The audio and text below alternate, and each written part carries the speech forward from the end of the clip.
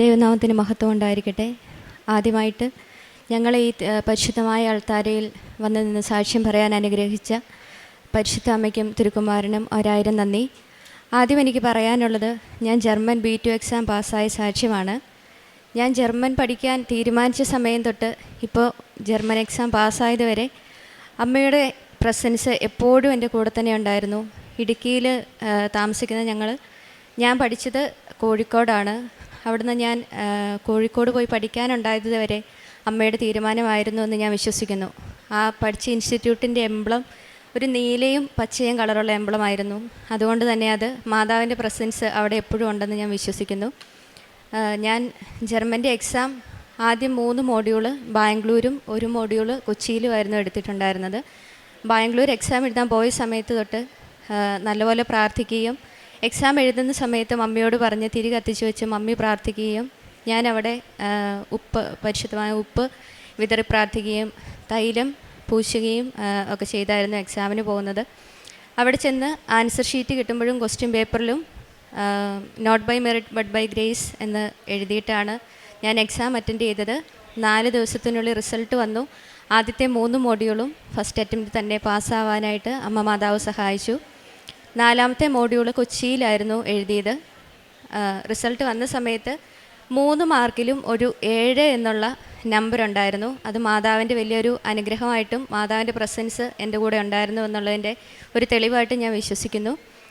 4ാമത്തെ module ഞാൻ എഴുതിയത് കൊച്ചിയിലായിരുന്നു. 7-ാം തീയതി ആയിരുന്നു എനിക്ക് എക്സാം എഴുതാനുള്ള ഡേറ്റ് കിട്ടിയിരുന്നത്. അപ്പം തന്നെ ഞാനത് മാതാവിൻ്റെ കൂടെ ഉണ്ടെന്നുള്ളതിൻ്റെ തെളിവായിട്ട് കിട്ടിയതാണ് എന്ന് വിശ്വസിച്ചു. സ്പീക്കിംഗ് ആയിരുന്നു കൊച്ചിയിൽ ഞാൻ എടുത്തിരുന്നത്. എക്സാമിന് പോകുന്ന സമയത്ത് ഞങ്ങൾ പോയ വണ്ടിയുടെ ബ്രേക്ക് പാഡ് തേഞ്ഞ് കറക്റ്റ് സമയത്ത് ഞങ്ങൾക്ക് എത്താൻ പറ്റില്ല എന്നുള്ളൊരു അവസ്ഥയിലായി. കുറേ സമയം വണ്ടി റിപ്പയർ ചെയ്യാൻ വേണ്ടിയിട്ടൊക്കെ എടുത്തു. പക്ഷേ കറക്റ്റ് 12:30 അവിടെ ഞങ്ങൾക്ക് അറ്റൻഡ് ചെയ്യേണ്ട സമയം. കറക്റ്റ് 12:30 തന്നെ മാതാവ് ഞങ്ങളെ കൃത്യമായിട്ട് അവിടെ കൊണ്ടുവന്ന് എത്തിച്ചു. ഞാൻ എക്സാം എഴുതുന്ന സമയത്ത് പുറത്തു നിന്ന് മമ്മി മുട്ടിൽ നിന്ന് പ്രാർത്ഥിക്കുന്നുണ്ടായിരുന്നു, കൊന്ത ചൊല്ലി പ്രാർത്ഥിക്കുന്നുണ്ടായിരുന്നു. തിരിച്ചിറങ്ങി കഴിഞ്ഞ ആഴ്ചയാണ് എൻ്റെ റിസൾട്ട് വന്നത്. ഞാൻ പ്രാർത്ഥിക്കുമ്പോൾ എപ്പോഴും ഇനി എനിക്ക് എക്സാം എഴുതേണ്ട അവസ്ഥ വരുത്തരുതേ മാതാവേ എന്ന് പ്രാർത്ഥിക്കുമായിരുന്നു. കൃത്യം 60 മാർക്ക് തന്ന് സ്പീക്കിങ്ങിൻ്റെ എക്സാമിനും മാതാവ് എന്നെ സഹായിച്ചു. അതുപോലെ തന്നെ 3ാമത് ഉടമ്പടി പുതുക്കുമ്പോൾ ഞാൻ പ്രാർത്ഥിച്ചിട്ടുണ്ടായിരുന്നു ഏതെങ്കിലും ഒരു ഇൻസ്റ്റിറ്റ്യൂട്ടിൽ ജർമ്മൻ പഠിപ്പിക്കാൻ വേണ്ടിയിട്ട് ഉള്ള അനുഗ്രഹം തരണേന്ന്. ഇപ്പം ഞാൻ പഠിച്ച അതേ ഇൻസ്റ്റിറ്റ്യൂട്ടിൽ തന്നെ ഞാൻ പഠിപ്പിക്കാനായിട്ട് 1-ാം തീയതി തൊട്ട് കയറി. അത് രണ്ടും എൻ്റെ പ്രധാനപ്പെട്ട 2 സാക്ഷ്യങ്ങളാണ്. എൻ്റെ പേര് ആൻസി. ഞാൻ 2023 ജൂൺ മാസം 21-ാം തീയതിയാണ് ഞാൻ ഉടമ്പടി എടുത്തത്. ഞാൻ ആദ്യമായിട്ടാണ് ഒരു മൈക്ക് ഞാൻ കൈ പിടിക്കുന്നത്. എനിക്ക് ഒത്തിരി കുറവുകളുണ്ട്.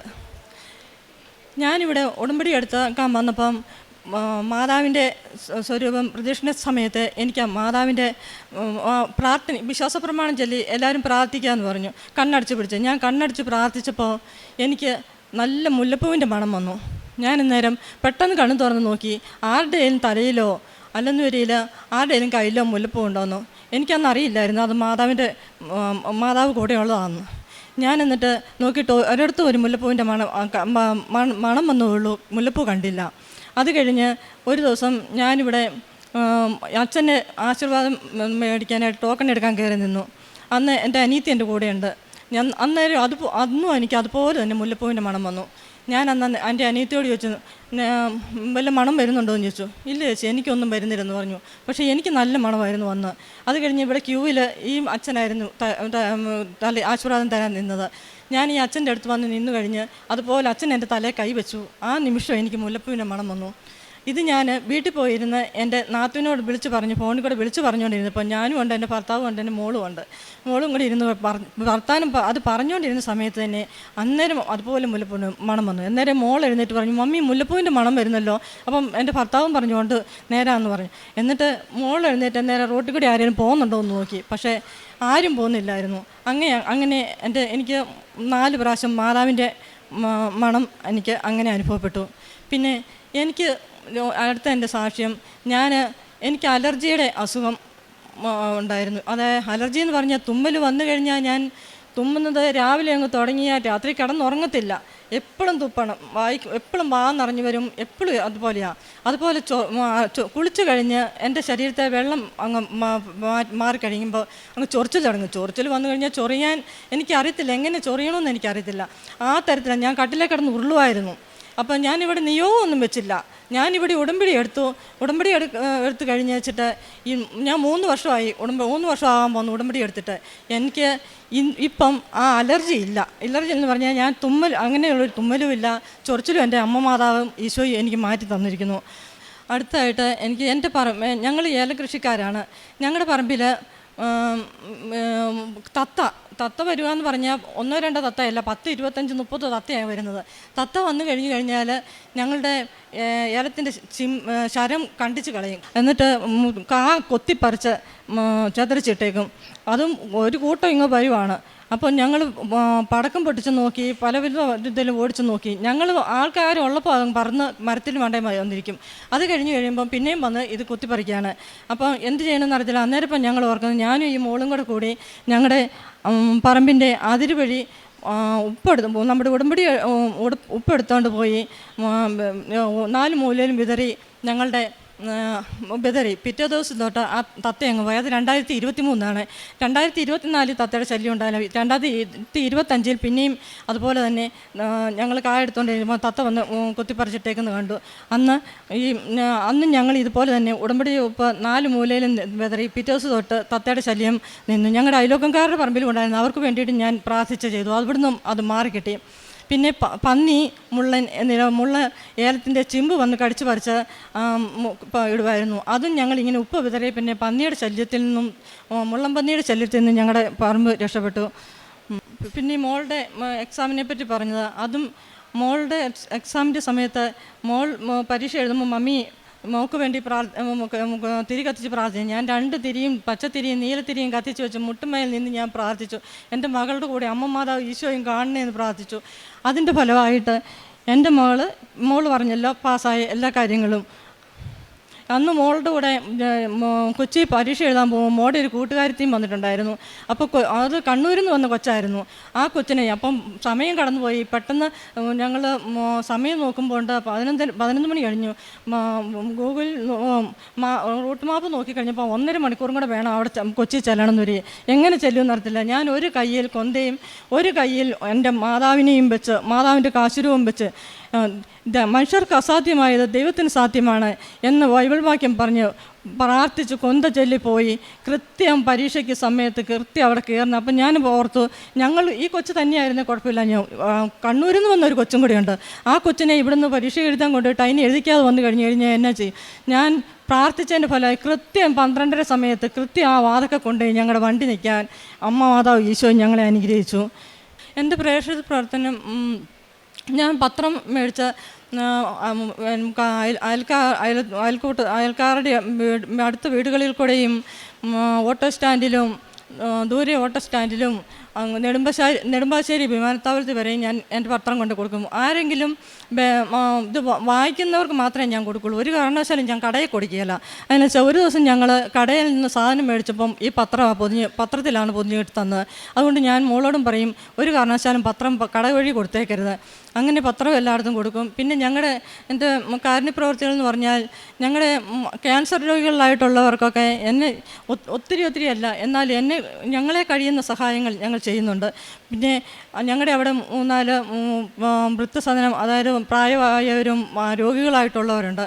അവിടെ ഞങ്ങൾ മാസം തോറും ഞങ്ങളെല്ലാവരും ഒരു കുറച്ച് വീട്ടുകാർ കൂടി 2-3 പൊതി അങ്ങനെ വെച്ചൊരു 110-115 പൊതി കൊണ്ടുപോയി എല്ലാ മാസവും 2ാം ശനിയാഴ്ച ഞങ്ങളവിടെ കൊണ്ടുപോകും. അവർക്ക് 4 മണി കാപ്പിക്കുള്ള കടിയും കൊടുത്ത് ഓണത്തിന് എല്ലാവരും കൂടി അവനവനെ പറ്റുന്ന സഹായം ചെയ്ത് ഞങ്ങളെല്ലാവരും അതിൽ സഹായിക്കുന്നതാണ്. ഞങ്ങൾ തുണിയും എടുത്ത് സഹായിക്കും. പിന്നെ എന്നോട് ഒത്തിരി മനുഷ്യർ പ്രാർത്ഥന സഹായം ചെയ്യും. അവർക്കെല്ലാം എനിക്ക് ഈ ഉടമ്പടി എടുത്തതിന് പറയും ആദ്യമൊന്നും എനിക്ക് അത്ര വലിയ ഞാൻ പ്രാർത്ഥിക്കുന്ന ആളാണ്, പണ്ട് തൊട്ടേ പ്രാർത്ഥിക്കുന്ന ആളാണ്. പക്ഷേ എനിക്ക് ഈ ഉടമ്പടി എടുത്തോടുകൂടി എനിക്ക് പ്രാർത്ഥന കൂടുകയും ചെയ്തു. ആർക്ക് വേണ്ടി എന്നോട് പ്രാർത്ഥിക്കണമെന്ന് പറയുന്ന അവർക്ക് വേണ്ടി പ്രാർത്ഥിക്കുകയും ഞാൻ രാവിലെ 5 മണി എന്നൊരു സമയമുണ്ടായി ഞാൻ ഏറ്റിരിക്കും. ഒരു ദിവസം എൻ്റെ ഫോണ് കേടായി. ഭർത്താവ് അത് നന്നാക്കാൻ കൊടുത്തു കഴിഞ്ഞപ്പോഴുണ്ട് അതിനകത്ത് നമ്പറുകളെല്ലാം പോയി, അതിൻ്റെ കൂടെ അലാറവും പോയി. അപ്പം ഞാൻ എന്നും 5 മണിക്ക് കേൾക്കുന്ന ആളാണ്. 5:30 ഒരു സമയമായിട്ട് ഞാൻ ഉടമ്പടി പ്രാർത്ഥന ചെല്ലിയിരിക്കും. അപ്പം അങ്ങനെ ഇന്നിപ്പോൾ എൻ്റെ ഫോണിൽ അലാറം പോയത് ഞങ്ങൾ ഓർത്തില്ല, ഞങ്ങൾ കിടന്നുറങ്ങി. രാവിലെ ഒരു 5 മണിയായപ്പം എൻ്റെ വീട്ടിൽ നിന്ന് എന്നെ വിളിക്കും, ആൻസി ആൻസി എന്ന് 3 വിളി കേട്ടു. എന്തോന്ന് വിളിച്ച് ഞാൻ ചാടിയേറ്റും എൻ്റെ ഭർത്താവിൻ്റെ സ്വരം എനിക്ക് കേട്ടത്. ഞാൻ നോക്കിയപ്പോൾ എൻ്റെ ഭർത്താവ് എൻ്റെ അടുത്ത് കിടപ്പുണ്ട്. അപ്പം ഞാൻ പെട്ടെന്ന് മൊബൈലെടുത്ത് നോക്കി കഴിഞ്ഞപ്പോൾ മൊബൈലിൽ കൃത്യം 5 മണി. അന്ന് അലാറം അടിച്ചില്ലേ, ഞാൻ ഏക്കിയല്ല. എൻ്റെ അമ്മ മാതാവാണ് അതെന്നെ വിളിച്ച് ഏൽപ്പിച്ചത്. ഇത്രയൊക്കെ അനുഗ്രഹം തന്നെ എൻ്റെ ദൈവമാതാവിനും ഈശോയ്ക്കും 100,000 നന്ദി പറഞ്ഞ് ഞാൻ എൻ്റെ സാക്ഷി ഇവിടെ അവസാനിപ്പിക്കുന്നു. ഞാൻ പറയാൻ വിട്ടുപോയതാണ്, ഞാൻ B2 എക്സാം പാസ്സായി എന്ന് മാത്രമല്ല, അതിനുശേഷം അവിടുത്തെ ഹൗസ് ബിൽഡിങ് ചെയ്യാൻ വേണ്ടിയിട്ടുള്ള ഇൻസ്റ്റിറ്റ്യൂട്ടിൽ സാധാരണ എല്ലാവർക്കും മെയിൽ വരാൻ വേണ്ടി കുറേ വെയിറ്റ് ചെയ്യേണ്ടി വരും. ഞാൻ എക്സാം പാസ്സായി 4ാമത്തെ ദിവസം തന്നെ എനിക്ക് ഇൻ്റർവ്യൂ അറ്റൻഡ് ചെയ്യുകയും ഞാൻ ആ ഇൻ്റർവ്യൂ പാസ്സാവുകയും ചെയ്തു. അതുപോലെ ജർമ്മൻ പഠിക്കുന്നതിന് മുമ്പ് ഞാനൊരു സ്കൂളിൽ ഒരു CBSE സ്കൂളിൽ പഠിപ്പിക്കുന്നുണ്ടായിരുന്നു. അവിടെ 4 മാസമേ പഠിപ്പിച്ചുള്ളൂ. അവിടെ പഠിപ്പിച്ചുകൊണ്ടിരുന്ന സമയത്ത് നാട്ടിൽ തന്നെ ഏതെങ്കിലും ഒരു നല്ല സ്കൂളിൽ ഒരു ജോലി കിട്ടണം എന്ന് ഞാൻ ആഗ്രഹിച്ചിട്ടുണ്ടായിരുന്നു. അപ്പോൾ ആ CBSE സ്കൂളിലെ സാലറി എനിക്ക് കിട്ടുന്നതിന് മുമ്പ് തന്നെ നാട്ടിലൊരു നല്ല സ്കൂളിൽ ജോലി കിട്ടണമെന്നായിരുന്നു ഞാൻ ആഗ്രഹിച്ചത്. അതുപോലെ തന്നെ കറക്റ്റ് 5-ാം തീയതി എനിക്ക് വീടിൻ്റെ തൊട്ടടുത്ത്, അതായത് വീട്ടിൽ നിന്ന് ഒരു 10 മിനിറ്റ് ദൂരം മാത്രമുള്ള ഒരു സ്ഥലത്ത് ജോലി കിട്ടുകയും അവിടുത്തെ പിള്ളേർക്ക് നല്ലതുപോലെ എല്ലാം പറഞ്ഞു കൊടുക്കാൻ സഹായിക്കുക, അവർക്ക് നല്ല റിസൾട്ട് ആ വർഷം മാതാവിൻ്റെ സഹായത്തോടെ എല്ലാം ഒത്തുവന്നു. എന്നിട്ട് ഞാൻ അവിടെ ജോയിൻ ചെയ്ത പിറ്റേ ദിവസമാണ് ഞാൻ അതിന് മുമ്പ് പഠിപ്പിച്ചുകൊണ്ടിരുന്ന സ്കൂളിൽ നിന്നുള്ള സാലറി കിട്ടിയത്. അതും മാതാവിൻ്റെ വലിയൊരു അനുഗ്രഹമായിട്ട് നമ്മുടെ മൈൻഡ് വോയിസ്, നമ്മൾ എന്താണോ മനസ്സിൽ ആഗ്രഹിക്കുന്നത് അതങ്ങനെ തന്നെ മാതാവ് കേൾക്കുന്നുണ്ട് എന്നുള്ളതിന് വലിയൊരു തെളിവാണത്. പ്രേക്ഷിത പ്രവർത്തനങ്ങൾ മമ്മി പറഞ്ഞ പോലെ തന്നെ അനാഥാലയത്തിൽ പോവുകയും പറ്റുന്ന പോലെയുള്ള സഹായം മറ്റുള്ളവർക്ക് ചെറിയ തോതിലൊക്കെ പൈസ കൊടുത്ത് സഹായിക്കുകയൊക്കെ ചെയ്യാറുണ്ട്.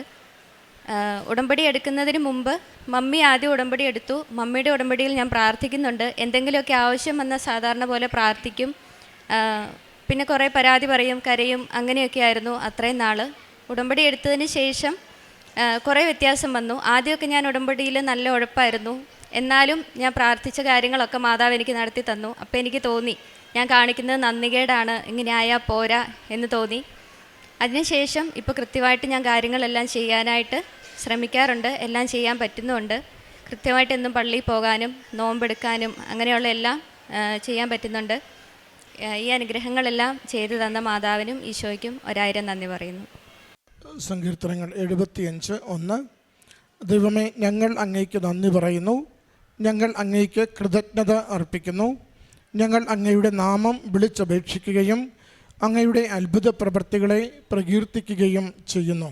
ജിൻസി എന്ന ഈ മകളും ആൻസി എന്ന ഈ അമ്മയും ഉടമ്പടി ജീവിതത്തിൽ ലഭിച്ച തുടർച്ചയായ അനുഗ്രഹങ്ങളെ അമ്മയുടെ തൃക്കരങ്ങളിൽ നന്ദിയോടുകൂടി സമർപ്പിക്കുകയാണ്.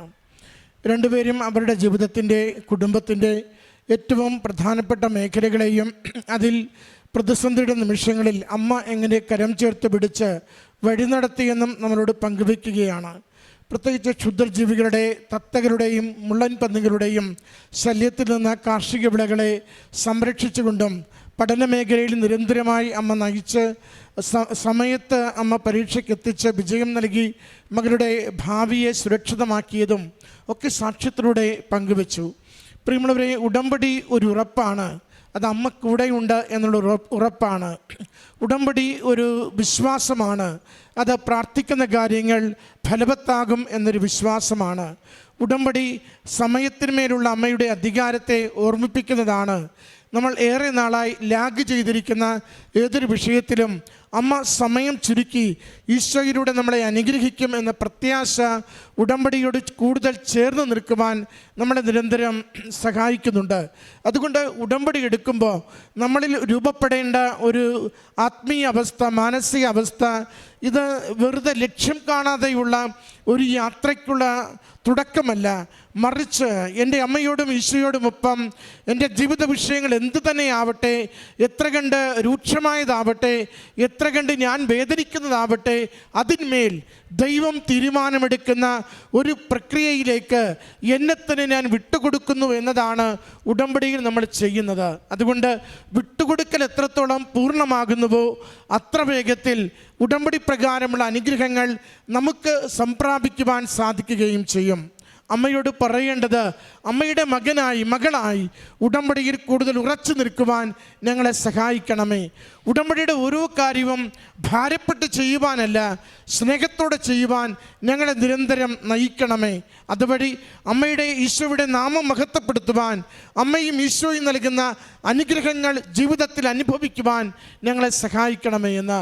നമ്മളും അനുഗ്രഹിക്കപ്പെടും, നമ്മുടെ കണ്ണീരും തുടയ്ക്കപ്പെടും, നമ്മുടെ അലച്ചിലുകൾക്കും അവസാനമുണ്ടാവും. ഉടമ്പടിയോട് നമുക്കൊരു വിശ്വസ്തതയുണ്ടെങ്കിൽ ഈ കുടുംബത്തിൽ ലഭിച്ച ഈ അനുഗ്രഹങ്ങൾക്ക് അമ്മ മാതാവിനും തിരുക്കുമാരനും നന്ദി പറഞ്ഞുകൊണ്ട് കരങ്ങളടിച്ച് ഈ സാക്ഷ്യം നമുക്ക് സമർപ്പിക്കാം. അത്യപൂർവ ദൈവാനുഭവങ്ങൾ ഇനി നിങ്ങൾക്കും സ്വന്തം. ഈ യൂട്യൂബ് ചാനൽ ഇതുവരെ സബ്സ്ക്രൈബ് ചെയ്തിട്ടില്ലെങ്കിൽ ഇപ്പോൾ തന്നെ സബ്സ്ക്രൈബ് ചെയ്യുക. ഈ വീഡിയോ ഇപ്പോൾ തന്നെ നിങ്ങളുടെ സുഹൃത്തുക്കൾക്ക് ഷെയർ ചെയ്തുകൊണ്ട് കർത്താവിൻ്റെ പ്രേക്ഷിതരാകുക.